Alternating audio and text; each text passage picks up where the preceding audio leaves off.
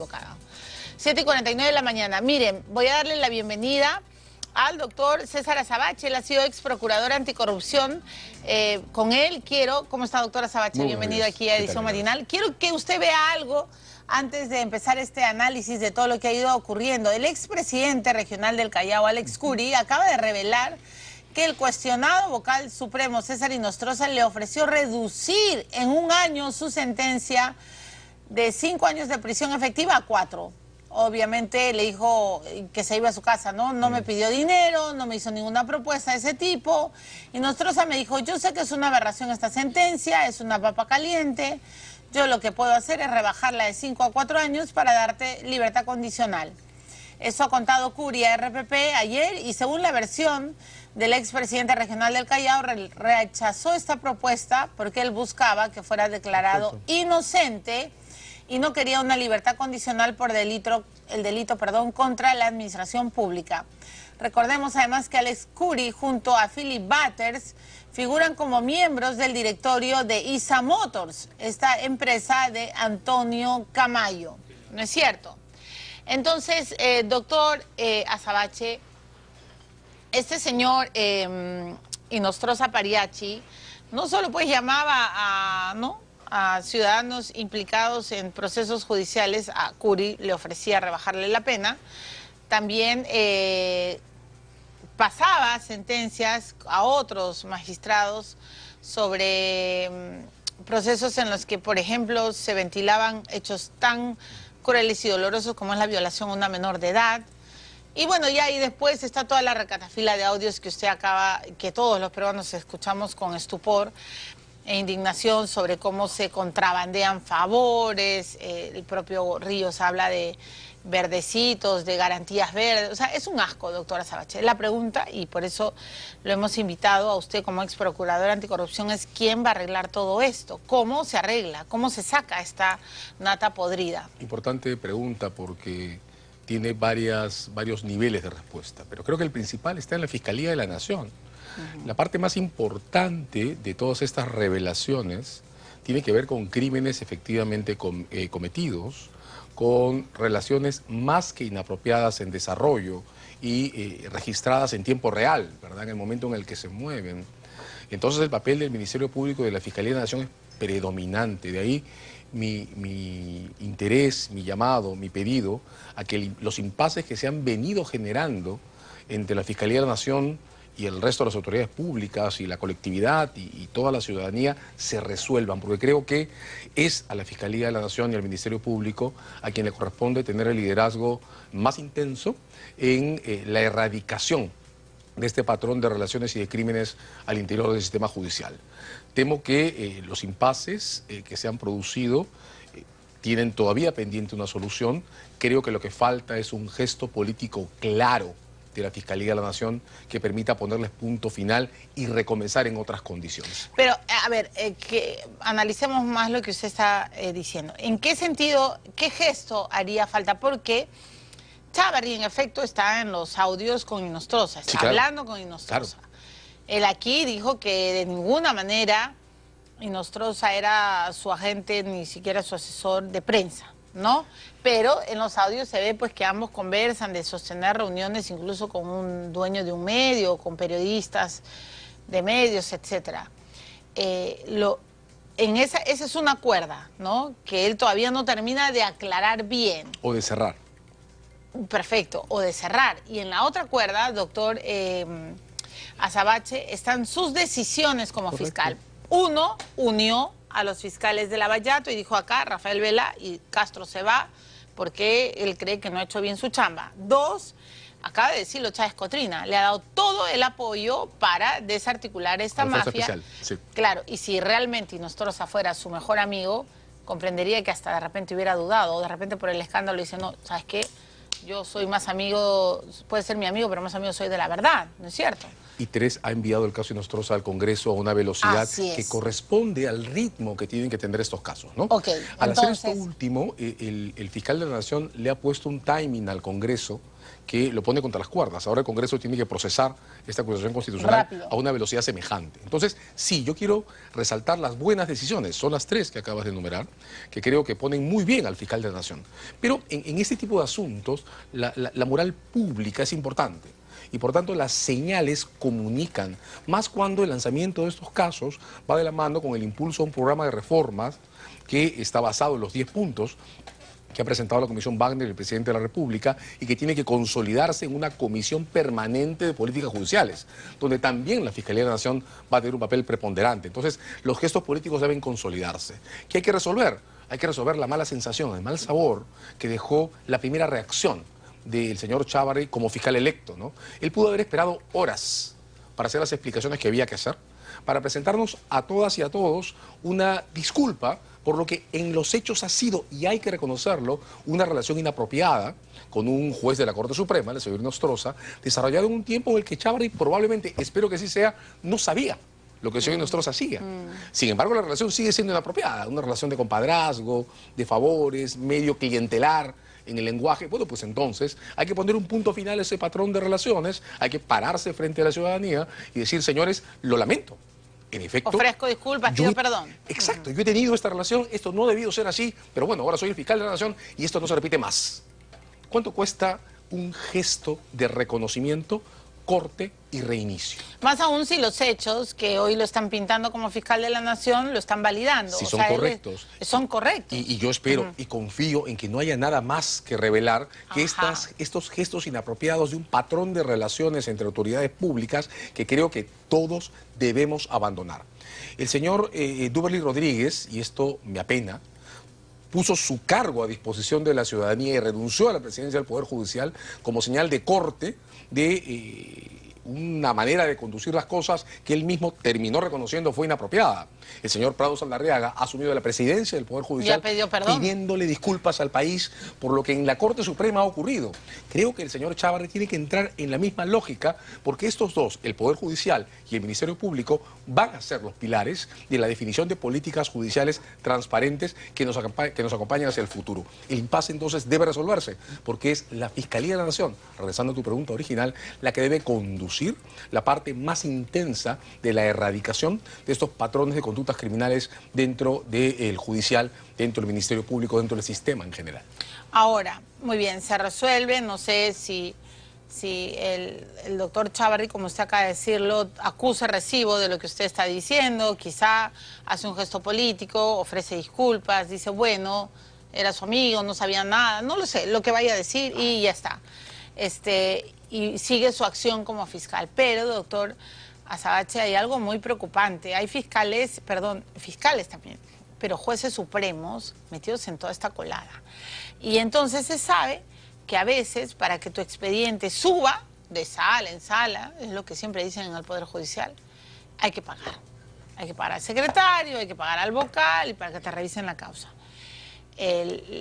Yo hasta ahora no me olvido la declaración que ha dado la familia de esta chica Kimberly, la muchacha canadiense que ha sido, aparentemente todo hace creer, asesinada por su propio marido.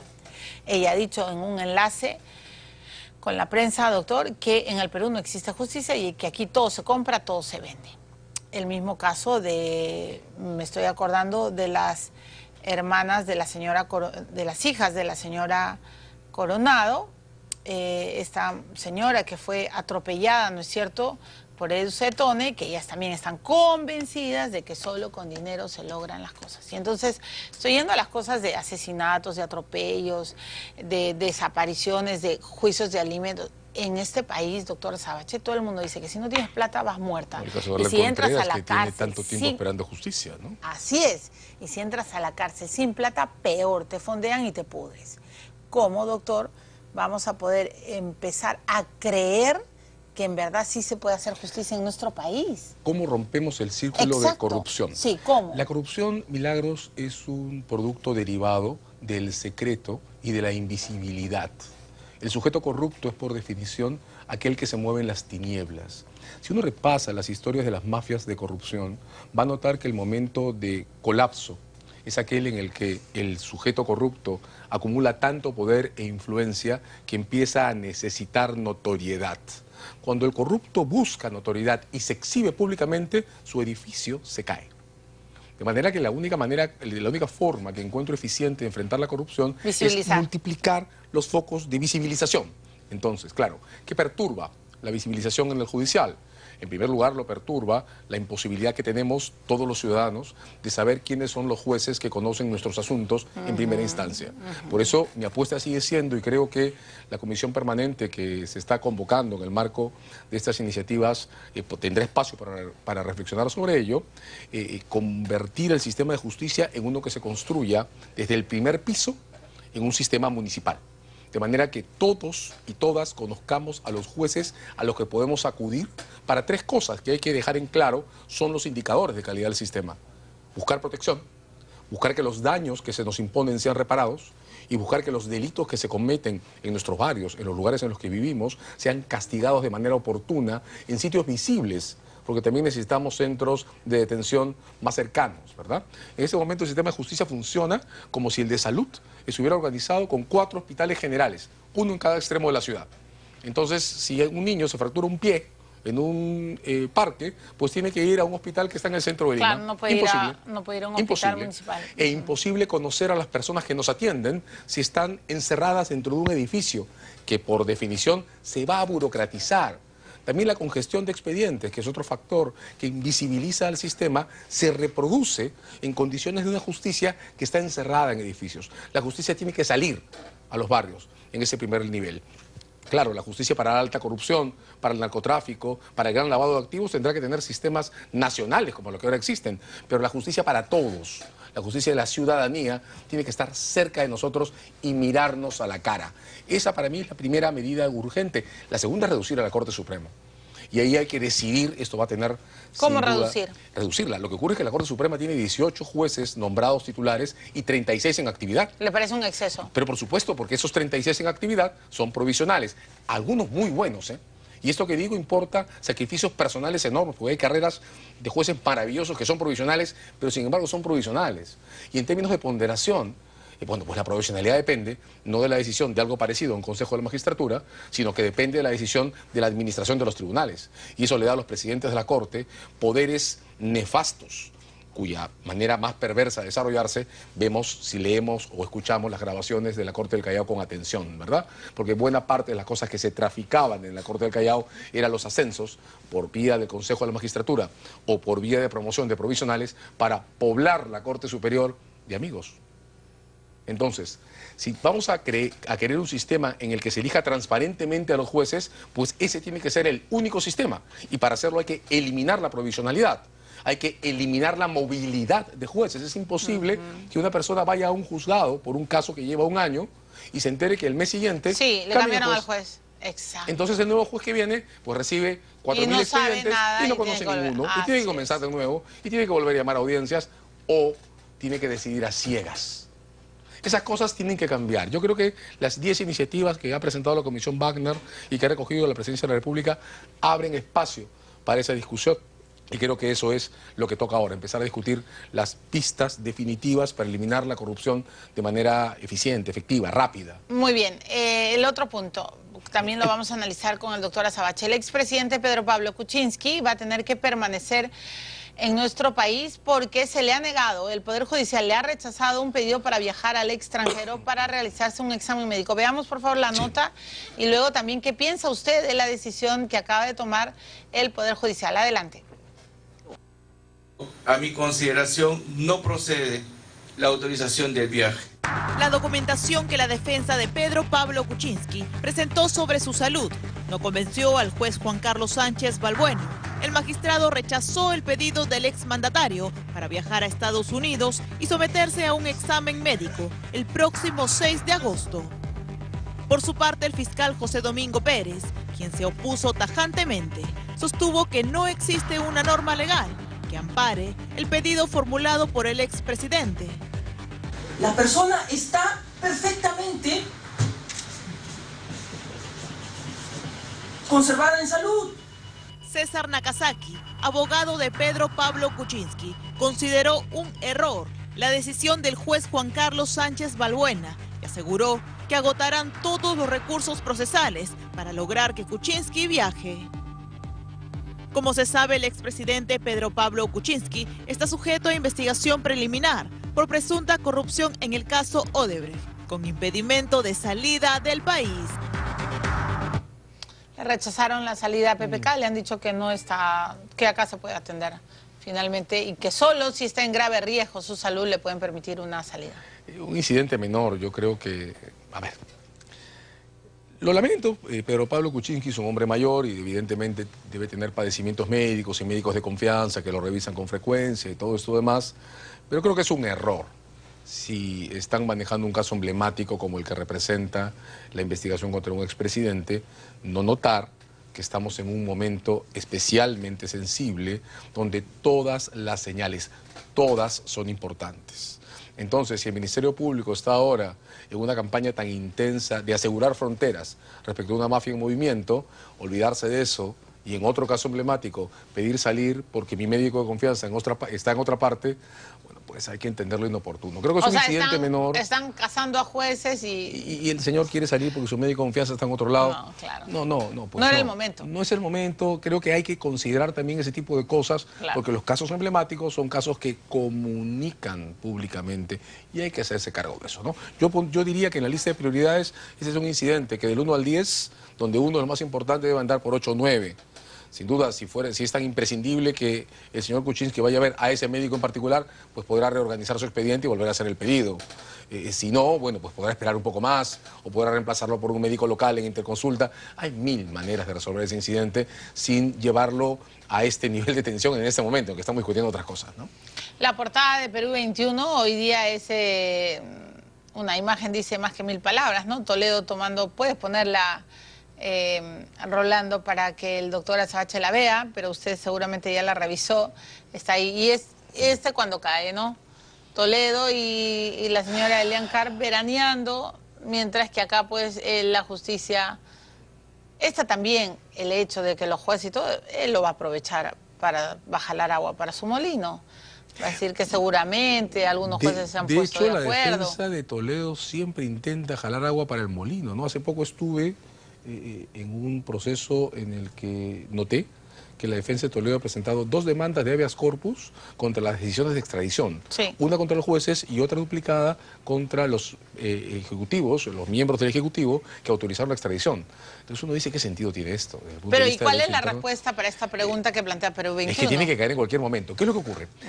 A ver, estamos pasando un poco por alto que tenemos también una agenda pendiente para cerrar el círculo más intenso de tensión en los casos Odebrecht, corrupción brasilera.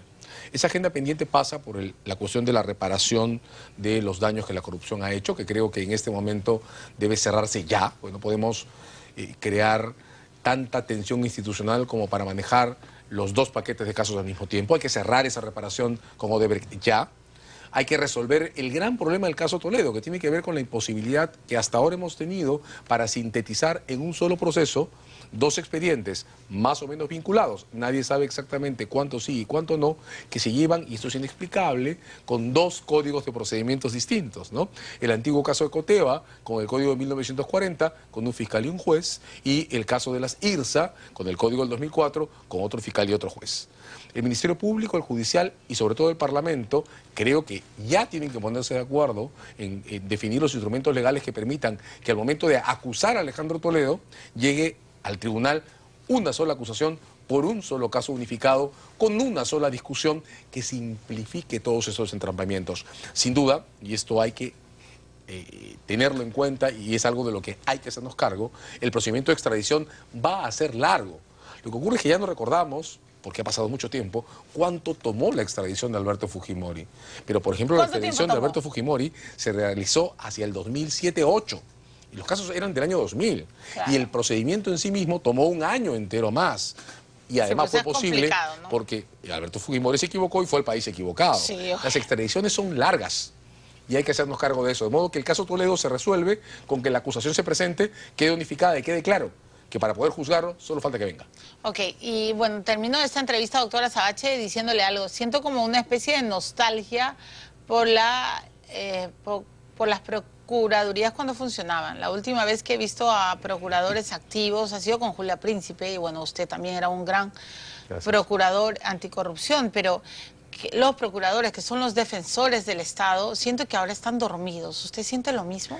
Tareas pendientes, ¿no? Sin embargo, en este instante hay que tener en claro que las expectativas deben estar sobre el Ministerio Público, incluso más que sobre las procuradurías. Obviamente, pero las procuradurías también tienen que estar con los ojos bien abiertos y alertas. Y hay una tarea muy pendiente que es la reparación de Odebrecht, que por Dios, en un caso con confesiones, la reparación no puede tomar tanto tiempo, pero hay que focalizarnos, ¿eh? En la transición del año 2000, la Procuraduría en la que estábamos Ugaz, Vargas, Gamarra, yo, era una Procuraduría que trabajaba junto a un Ministerio Público constituyéndose.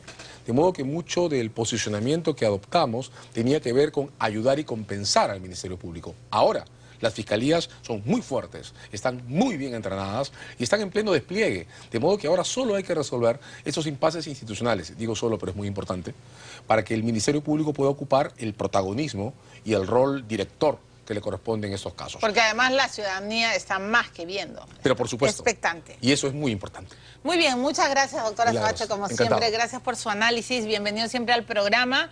Ha sido el doctor César Azabache, ex procurador anticorrupción de nuestro país. 8:10 de la mañana, tenemos que ir a la información.